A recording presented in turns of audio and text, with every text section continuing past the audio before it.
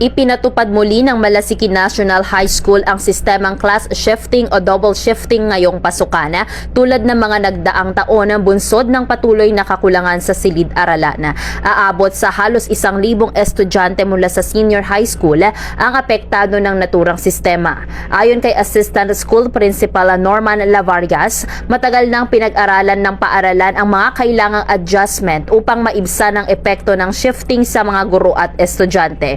Gayunpaman, hindi pa rin nito lubusang nasusolusyonan ang kakulangan sa pasilidad, lalo na sa dami ng mga mag-aaral. Samantala, ngayong panahon ng tag-ulan, isa pang hamon ang kaligtasan ng mga mag-aaral kapag napapansin na ang madilim na kalangitan, agad na nagsususpinde ng klase upang maiwasan ang panganib sa pag-uwi ng mga estudyante. Sa ganitong pagkakataon anya, nagiiwan ang mga guro ng mga gawaing kailangang tapusin sa bahay. Nagkakaroon din ng pagbaha at paminsang pagiging maputik ng ilang daanan sa loob ng paaralan na lalo pang nagpapahirap sa sitwasyon ng mga mag-aaral. Well, ma'am, just like last year and the previous years, double shifting pa rin ang classes namin, which means yung first shift kailangan pumasok ng 6:30 and then nag-e-end sila ng 12 ng lunchtime. And then yung second shift naman, 12, and then mag-e-end sila ng before 6. Kasi nga due to lack of rooms pa rin. But during the first week, okay naman, may period of adjustment during that week, especially sa mga teachers.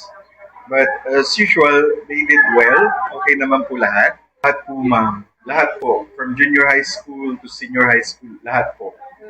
Kailangan gawin namin yun kasi talagang kulang kami ng rooms. Eto na, panahon pa rin na rin ng tag-ulan at usually pag ganitong tag-ulan, we are for the safety ng mga bata. So sana, so beforehand, pag nakita na namin madilim, yung langit, usually, at nararamdaman naman namin na talagang uulan na, usually, sinususpend na namin ang class sa afternoon. So, yun ma'am. Especially medyo pag umulan talaga ng malakas, bumabaha in some areas dito sa school. Kaya, yun ang ginagawa namin. Usually ma'am, may madadaanan silang ibang daan. Yung mga nababaha lang, iniiwasan lang nila. Saka maputi. Dito lang sa bandang senior high naman.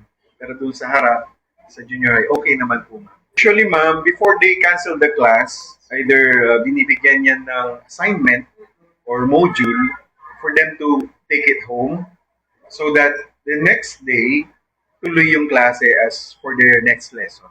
Kung ano man yung next lesson nila. So it's not really that affected. For the moment, as of last year, mahigit almost 1,000. But for this year, mga 800 something pa lang. But then usually nag-i-increase niyan as we go along sa first grading period, so first quarter. Tumataas yan. Bumabalik, minsan umaabot ng 1,000 at minsan 900, mga ganun. Well, we have to continue sa usual na offer namin. Especially, in-anticipate din namin yung revise na K-10. Which is in some schools, may mga pilot schools na inalis na yung 12. So, eventually daw, baka by next school year, yun na yung ifa-follow. Well, hindi naman totally mawawala yung grade 11 and 12. Except that pag nakarating na yung bata sa grade 10, bibigyan siya ng option whether mag-11 or 12 pa lang siya. And those are the technical courses. Kasi especially sa mga hindi na kayang mag-college, kung gusto nilang mag-11 and 12 pa rin, may option ng bata kung itutuloy niya yung 11 and 12. And for the rest, na gustong mag-college na, ay pwede na. Parang choice na lang nila kung mag-11 or 12 nila. Yun ang revise. But I think that shows na medyo may lapses sa K-12. Bakit kailangan pang magbago yun? So, may mga problems. Siguro, hindi naman lahat na hindi rin nakakapagtrabaho ang bata after 11 and 12. Wala din siyang, ganun din, nagka-college pa rin siya as is. So, bakit nag-11 and 12 pa? But actually, siguro pinag-aralan nila yan. And actually, they come up with a solution, which is etong revise niya. Okay. Well, we're doing our best as usual. What is mandated by DepEd ay talagang nasusunod dito sa National High School, sa Malasiki National High School. And for the rest, for the parents naman, wala naman silang worries as long as nandito sila. Minimize or limit, wala naman kaming cases ng mga bullies, wala na po yung eradicated na yun. So, okay naman po. Wala naman pong ganung kalaking problema dito. And kung meron man, nasisettle naman kaagad kung may problema.